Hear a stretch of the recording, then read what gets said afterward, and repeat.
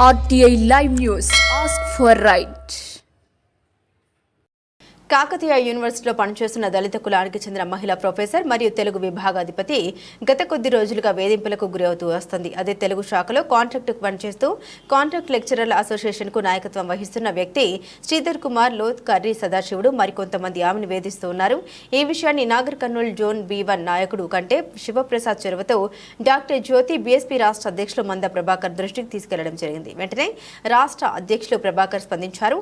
నేడు బహుజన్ సమాజ్ పార్టీ రాష్ట్ర కార్యదర్శి శనిగరపు రాజు నేతృత్వంలో కొంతమంది నాయకులను యూనివర్సిటీకి పంపించడం జరిగింది. వారి సమక్షంలోని యూనివర్సిటీ ఎస్సీ అధ్యాపకుల మహిళా అధ్యాపకుల నేతృత్వంలో శ్రీధర్ కుమార్ లోత్ చేత క్షమాపణ చెప్పించడం మరియు మరొకసారి ఇలాంటి వేధింపులకు పాల్పడకుండా ఉండే విధంగా ఒక ప్రమాణ పత్రం కూడా శ్రీధర్ కుమార్ లోత్ చేత రాయించి డాక్టర్ జ్యోతి మేడంకి ఇవ్వడం జరిగింది.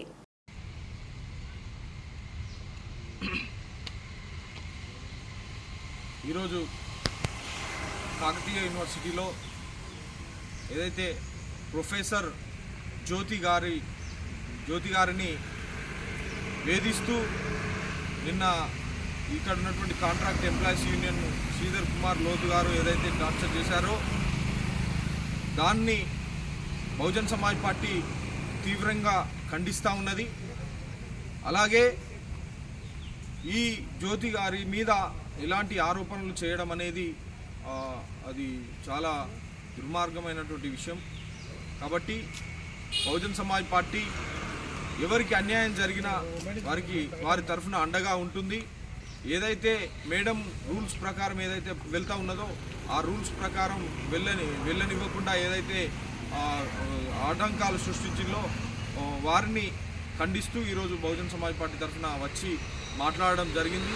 ఎవరికి అన్యాయం జరిగినా కూడా బహుజన్ సమాజ్ పార్టీ ఉద్యోగస్తుల తరఫున ఉండి పోరాటం చేస్తుందని తెలియజేస్తూ దీన్ని తీవ్రంగా ఖండిస్తూ ఏదైతే మేడం గారితో మాట్లాడించడం జరిగింది మాట్లాడిస్తూ మేడం గారికి క్షమాపణ చెప్పించడం జరిగింది. ఇలాంటి సంఘటనలు ఏవి జరిగినా కూడా బహుజన్ సమాజ్ పార్టీ ఎవరి మీద జరిగినా కూడా బహుజన్ సమాజ్ పార్టీ అండగా ఉంటుందని తెలియజేస్తూ శనిగరపు రాజు బహుజన్ సమాజ్ పార్టీ రాష్ట్ర కార్యదర్శి. ఈ కార్యక్రమంలో రాష్ట్ర ఈసీ మెంబర్ ముల్లంపల్లి సారయ్య గారు, అలాగే మహిళా కన్వీనర్ అడ్లూరి పద్మ గారు, అలాగే కర్రె రమేష్ గారు కూడా ఈ కార్యక్రమానికి పాల్గొనడం జరిగింది.